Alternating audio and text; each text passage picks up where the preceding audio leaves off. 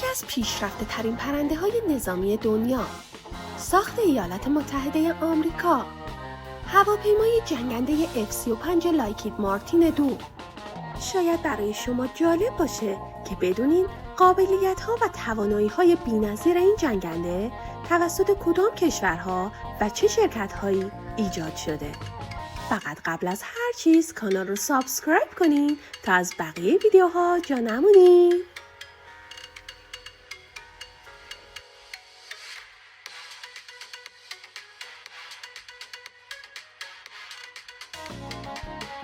جنگنده رادارگریز و پنهانکار که نقش موثری در دفاع از حریم هوایی کشورهای مختلف ایفا می‌کند و کشورهای مختلفی برای طراحی و توسعه اون بودجه‌های کلانی را اختصاص دادند.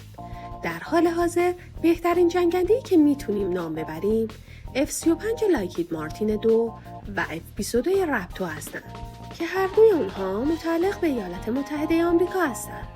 البته میتونیم در کنار آمریکا به روسیه و ناوگان هوایی اون هم اشاره کنیم. در سال 2006 زمانی که F-35 در خدمت ارتش کشورهای مختلف به ویژه آمریکا در اومد، نقش کلیدی و اساسی خود را به عنوان یکی از المان‌های نیروی هوایی جهان بر عهده گرفت. این هواپیمای چند منظوره برای خدمت در نیروی هوایی ایالات متحده آمریکا و متحدان آن در ناتو طراحی شده و زایده برنامه GSF است. یکی از اهداف تولید این جنگنده تقویت یگانهای هوایی عضو ناتو و کاهش هزینه‌های تحقیق و توسعه و در نتیجه ساخت آن بوده. کشورهای عضو ناتو اعضای یک اتحاد بین‌المللی هستند که متشکل از 32 کشور از آمریکای شمالی و اروپا که بعد از امضای پیمان آتلانتیک شمالی در سال 1949 میلادی تشکیل شدند. ماده 5 این پیمان نامه میگه که اگه یک حمله مسلحانه علیه یکی از کشورهای عضو رخ دهد، باید آن را یک حمله علیه همه کشورهای عضو در نظر گرفت و سایر اعضا در صورت لزوم باید عضو مورد حمله رو با نیروهای مسلحانه کمک کنند. از کشورهای عضو این برنامه میتوان به آمریکا، بریتانیا، اسرائیل، یونان و ژاپن اشاره کرد. شاید نشه به صورت قطعی گفت که F-35 لایکید مارتین 2 پیشرفته ترین جت جنگی جهانه، ولی قطع به یقین این جنگنده در آسمان حرفی برای گفتن داره.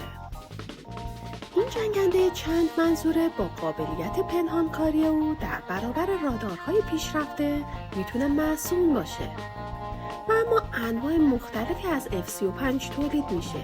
نسخه هوایی اون برای نیروی هوایی به نام F-35A طراحی شده. نمونه ویژه‌ای برای نیروی دریایی با نام F-35B و F-35C ساخته شده که به منظور نشست و برخاست عمودی روی ناو هواپیما بر طراحی شده.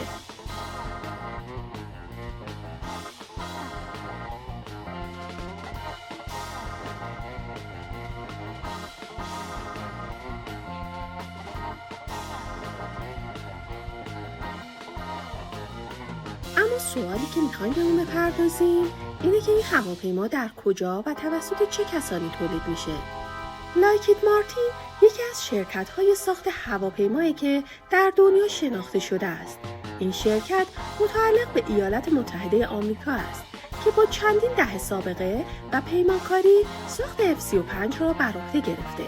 این شرکت برای اینکه بتونه درخواست‌ها و پیشنهادات و قابلیت‌های مد نظر کشورهای عضو ناتو را ارائه بده، بیش از 1600 تامین کننده در سراسر جهان با او همکاری می‌کنند. شرکت لایکید مارتین به علت فعالیت خود در خصوص تولید جنگنده‌ها به شهرت رسیده. او با انواع قابلیت‌ها و تسلیحاتی مثل بمب‌های هدایت شونده لیزری و سیستم‌های پیشرفته شبکه محور توانسته F-35 را راهی آسمان کند. طی سال‌های اخیر این پیمانکار مشهور نه تنها سرعت پیشرفت خودش رو کاهش نداده، بلکه تونسته اولین موشک‌های هایپرسونیک را پرتاب کنه. این آزمایش در سال 2024 اتفاق افتاد، اما شرکت هایی که در کنار لایکید مارتین شروع به فعالیت کردند و برای این جنگنده تلاش می‌کنند نیز قابل ستایشند.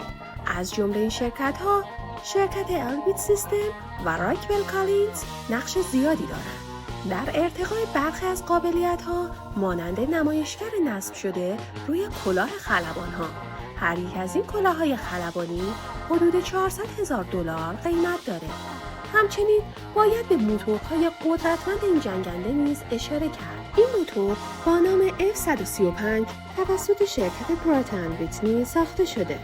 طبق ادعاهای آنها موتور نسل 5 F-35 15 برابر ایمن‌تر شده و از لحاظ حرارتی ارتقا پیدا کرده. یکی دیگر از شرکت‌ها و پیمانکارانی که لایکید مارتین را همراهی می‌کند، شرکت BAE سیستم است.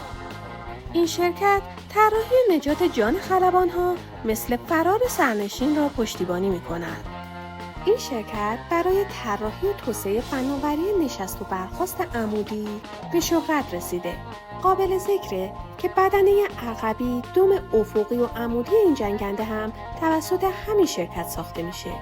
اونچه که باعث برتری این جنگنده میشه تنها تسلیحات اون نیست، بلکه سیستم‌های ارتباطی ناوبری و سامانه‌های پیشرفته اون نیز هست. علاوه بر اون، این شرکت سیستم‌های الکترونیکی و لباس‌های خلبان‌ها را نیز طراحی می‌کند. اما شرکت نورثروپ گروپمن وظیفه تولید سیستم ماموریت و نرم افزاری این جنگنده را بر عهده داره. این شرکت صنایع نظامی و دفاعی موشک‌های هدایت شونده ضد تشعشع F-35، بدنه اصلی، رادارها و اسکن الکترونیک فعال و سایر سنسورهای دیگری که این جنگنده نیاز دارد را تولید می‌کند.